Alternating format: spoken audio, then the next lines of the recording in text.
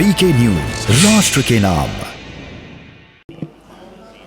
अध्यक्ष महोदय, मैं सबसे पहले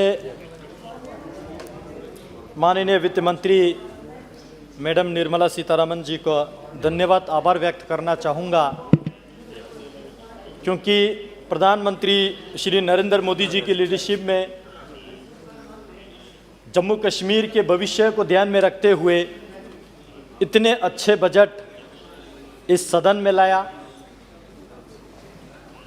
और वास्तविकता है कि धारा 370 हटने के बाद और जम्मू कश्मीर के भविष्य को उज्ज्वल बनाने के लिए इस सरकार का जो प्रयास लगातार पिछले 7 साल कंटिन्यू रहा।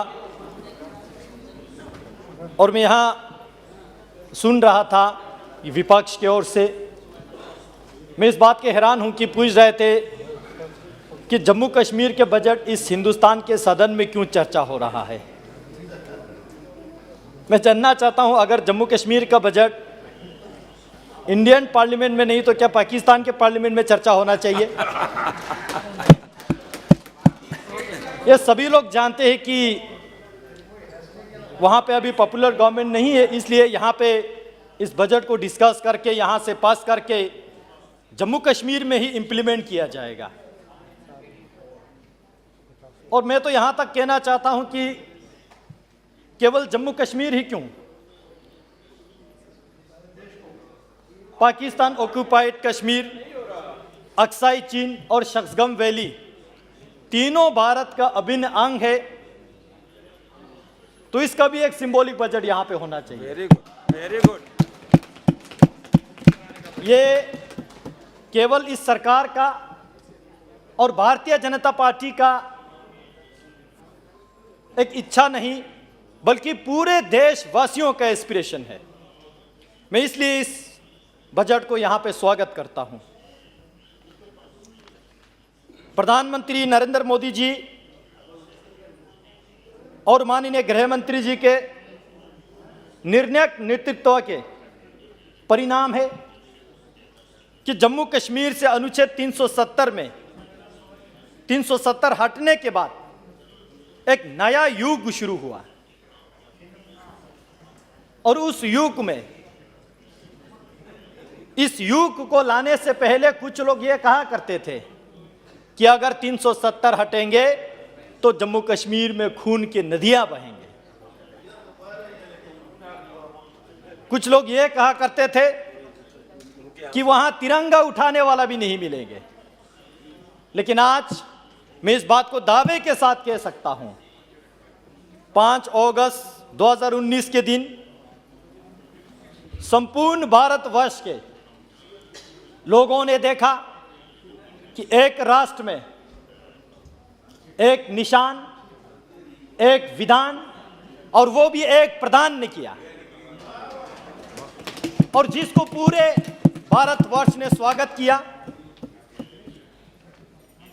और खुशी से याद दिलाना चाहता हूं, इस सदन के माननीय लगभग 300 से ज्यादा मेंबर ऑफ पार्लियामेंट ने कश्मीर विजिट किया, जम्मू विजिट किया और लद्दाख भी विजिट किया।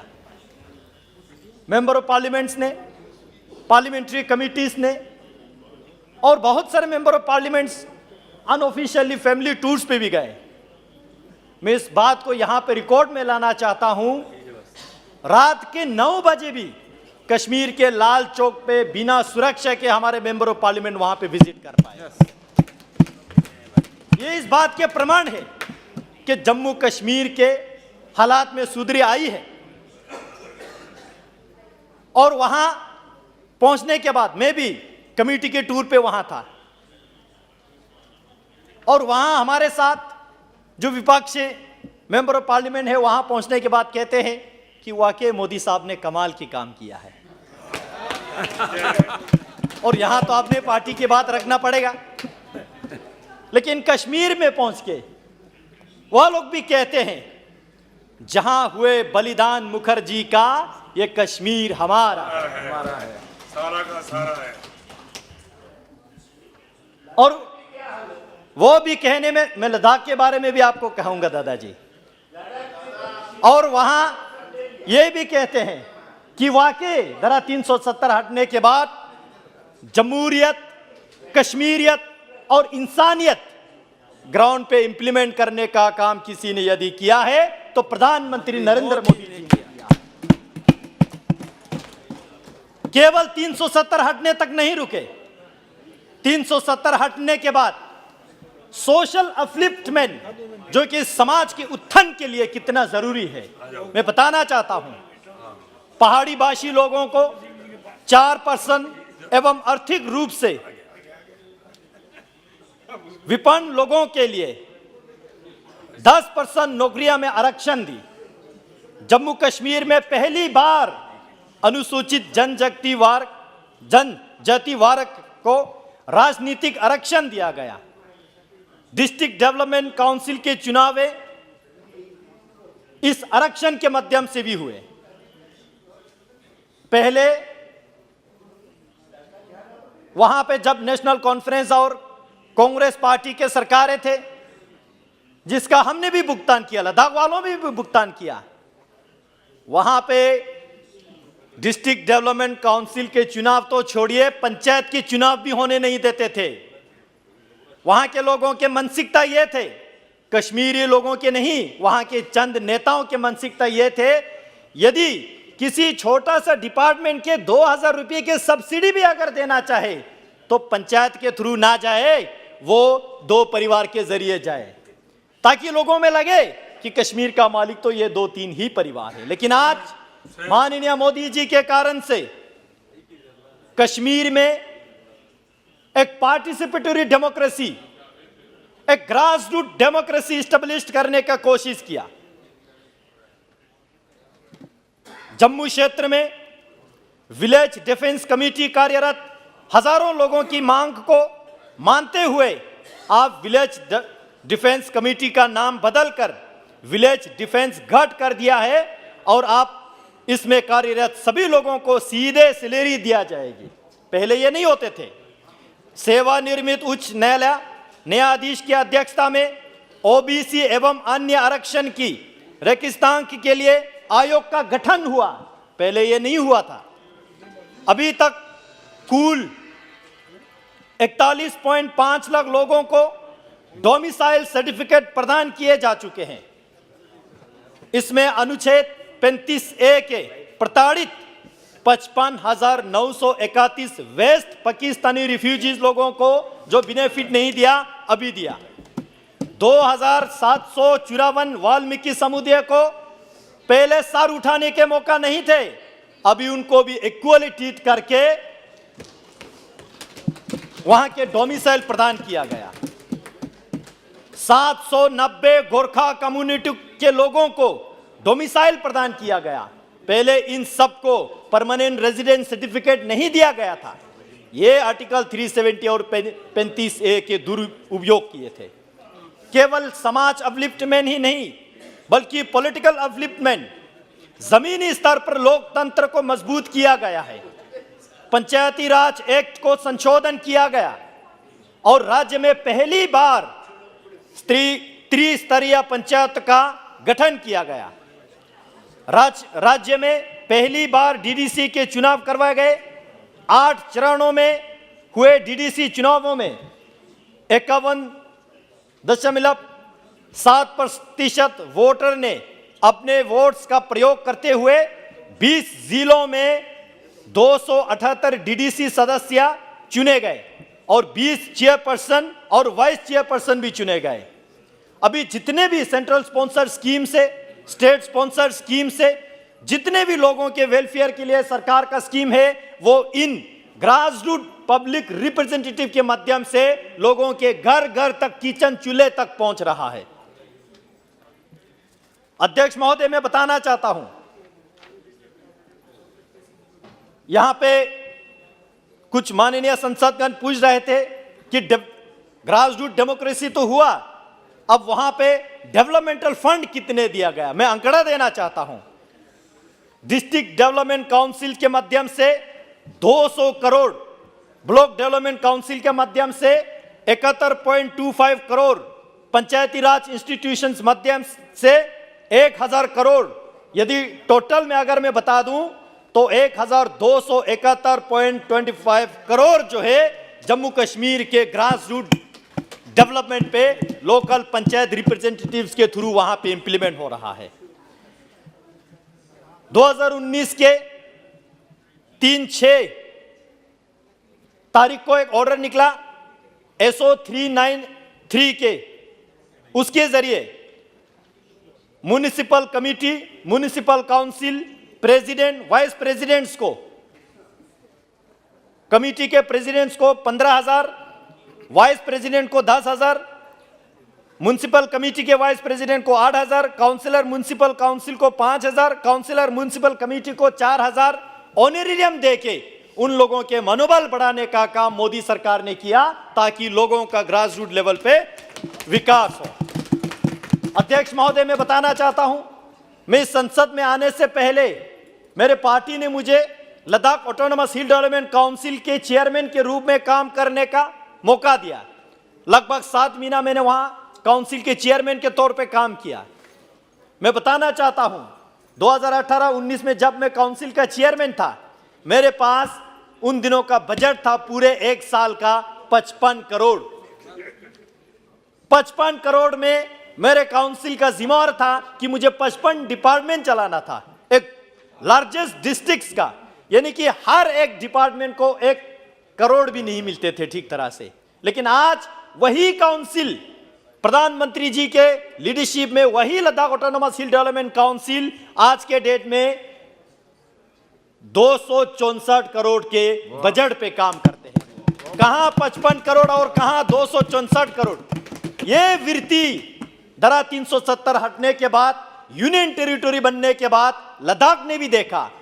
पहले लद्दाख ये नहीं देखते थे। यहां बता रहे थे डॉक्टर जितेंद्र सिंह जी, जो भी देते थे यहां पे कश्मीर के कुछ परिवार के हाथ में देते थे और कश्मीर में थोड़ा बहुत उसका लागत होते थे। जम्मू वाले जो भी चाहिए उसको संघर्ष करना पड़ते थे, लद्दाख वालों को वो भी नहीं मिलते थे। आज प्रधानमंत्री नरेंद्र मोदी जी ने अंतिम पंक्ति पे जो खड़ा व्यक्ति तक ये सेंटर का बजट पहुंचने का जो काम किया है, मैं इसके लिए माननीय वित्त मंत्री जी को धन्यवाद देना चाहता हूं। अध्यक्ष महोदय, मैं बताना चाहता हूं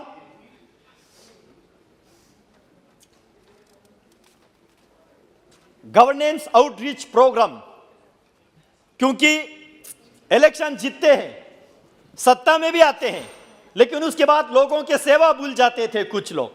लेकिन आज प्रधानमंत्री नरेंद्र मोदी जी ने जम्मू कश्मीर के लेफ्टिनेंट गवर्नर महोदय के लीडरशिप में आउटरीच प्रोग्राम के माध्यम से बैक टू विलेज का प्रोग्राम चलाया और गांव-गांव, घर-घर जाके सीनियर लेवल के ऑफिसर जाके उनके क्या दुख है, क्या कष्ट है, क्या तकलीफ है, उनको निपटाने का जो काम किया, समाधान देने का काम किया।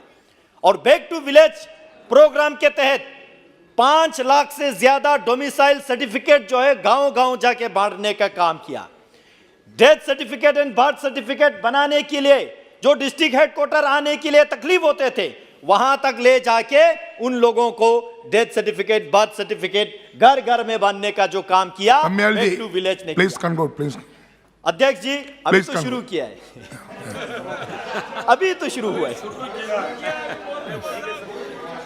50,000 से ज्यादा परिवारों का आयुष्मान भारत योजना से जोड़ाया गया पूरे जम्मू कश्मीर में। कौन अनुमान लगा सकते थे पहले कौन? अगर पहले आयुष्मान भारत का स्कीम होता तो सिर्फ जो नेताओं के रिश्तेदार है वही ख्वाब देख सकते थे, बाकी लोग नहीं देख सकते थे। आज वो गरीब, वो महिला, वो जो वहां पे जो कभी फील करते थे कि हमें दिखने वाला कौन है, आज वो लोग भी आयुष्मान भारत के माध्यम से पूरे बेनिफिट में ले रहा है। मैं बताना चाहता हूं एजुकेशन के क्षेत्र में जम्मू कश्मीर में 50 नए कॉलेजेस शुरू किया, जिसके परिणाम स्वरूप 20,000 सीट्स के बढ़ोतरी हुए, वो भी मात्र 1 वर्ष में। यह 70 वर्ष में एक साथ होने वाला सबसे बड़ी बढ़ोतरी है। अध्यक्ष जी, पहला कक्षा से 1st से 5th कक्षा के पुस्तकों का डोगरी भाषा में, हिंदी भाषा में, कश्मीरी भाषा में ट्रांसलेशन किया जा रहा है। न्यू एजुकेशन पॉलिसी के माध्यम से लोकल लैंग्वेज में जो शिक्षा विवरण करने का जो योजना बना, उसके माध्यम से यह सारा हो रहा है। जम्मू कश्मीर में 6ठी से लेकर 10वीं तक के इतिहास के पुस्तकों की समीक्षा किया जा रहा है। मैं बताना चाहता हूं, यहाँ पे एक मेंबर ऑफ पार्लियामेंट बता रहे थे द कश्मीर फाइल्स के मूवी को बैन लगाना चाहिए। Please conclude now. मैं कंक्लूड कर रहा हूं अध्यक्ष जी। यहाँ ये बता रहे थे make a last point, Kashmir please. Files movie को बैन लगाना चाहिए। ये एक वो कहावत होते ना हिंदी में। Come to last point. Sir last Namiyal point ji. में आ रहा हूं, मुझे वो कहावत ठीक तरह से याद नहीं आ रहा है। बीटर टूथ को, जो कड़वा सच को लोगों के सामने लाने का जो काम कर रहा है, ऐसे मूवी को बैन नहीं करना चाहिए।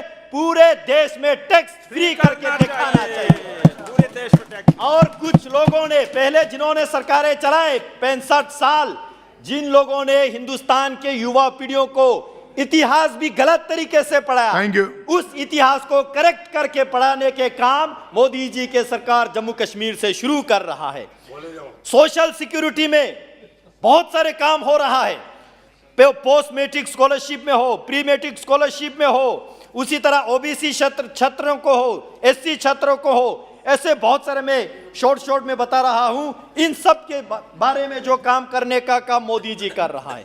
Social security through medical education, Jammu Kashmir में 2 all India institute of medical science का वहां पे इस्टेब्लिशमेंट हो रहा है। 7 नए मेडिकल कॉलेज बन रहा है, 5 नर्सिंग कॉलेजेस बन रहा है, 2 कैंसर इंस्टीट्यूट खोले जा रहे हैं। क्या ये मोदी सरकार 370 हटने तक सीमित रहे हैं या आगे जाके काम भी कर रहा है? ये लोगों के सामने है, आंकड़ा में बता रहा हूं अध्यक्ष महोदय। एमबीबीएस सीट्स 500 से बढ़ा के 1100 कर दिए गए हैं जम्मू कश्मीर में। इससे क्या होगा? जम्मू कश्मीर के नौजवानों और विशेष रूप से कश्मीर के नौजवानों के हाथ में Yes, please conclude. Injection, laptop, pen देने के काम कर रहा है, ताकि पत्थर छोड़े, पत्थर फेंके नहीं, पत्थर छोड़े। यह काम माननीय मोदी जी के सरकार कर रहा है। इन्वेस्टमेंट के बारे में यहाँ पे पूछ रहे थे, मैं एक आंकड़ा जरूर देना चाहूंगा आपके अनुमति से। Investment in industry development, Jammu Kashmir औद्योगिक नीति नोटिफाइड की गई है। Honorable member, please conclude. औद्योगिक भूमि आवंटन नीति मंजूरी किए गए और सिंगल विंडो सिस्टम के माध्यम से वहां पे इन्वेस्टमेंट और इंडस्ट्री स्टेब्लिश करने का जो काम किया, जिसका मैं आंकड़ा दे रहा हूं। यहां पे आंकड़ा जानने का बहुत उत्सुक जताया था, जरूरी समझता हूं इस आंकड़ा को देना। जम्मू डिवीजन में अध्यक्ष महोदय, जम्मू डिवीजन में धारा 370 हटने के बाद 990 एप्लीकेशंस आया, जिन लोगों ने इच्छा जताया कि जम्मू कश्मीर में 24,772 करोड़ इन्वेस्ट करना चाहते हैं। कश्मीर डिवीजन में 3,197 एप्लीकेशंस आया, जिन्होंने इच्छा जताया कि 20,684 करोड़ वहां पे इन्वेस्ट करना चाहते हैं। यानी टोटल जम्मू कश्मीर में 4,187 एप्लीकेशंस आया, जिन्होंने ये कहा कि हम जम्मू कश्मीर में निवेश करना चाहते हैं। 45,411 करोड़ का वहां इन्वेस्टमेंट ला रहा है। तो मैं बताना चाहता हूं, जो चश्मा माथे पे रख के नहीं देख सकते, चश्मा आंखों पे लगा के इस डेटा को देखिए, आपको पता चलेगा कि जम्मू कश्मीर कितना आगे जा रहा है। उसी तरह टूरिज्म में, हाउस बोर्ड में, मैं टूरिज्म में आपके माध्यम से सरकार से एक मांग ये रखना चाहता हूं।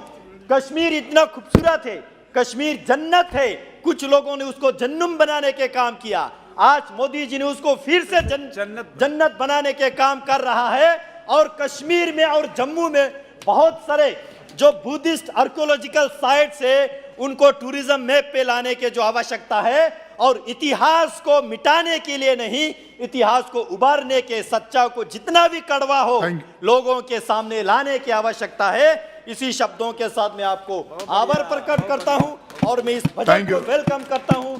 माननीय मैडम निर्मला सीतारमण जी को बहुत बहुत आभार व्यक्त करता हूं। धन्यवाद। जय हिंद, जय भारत।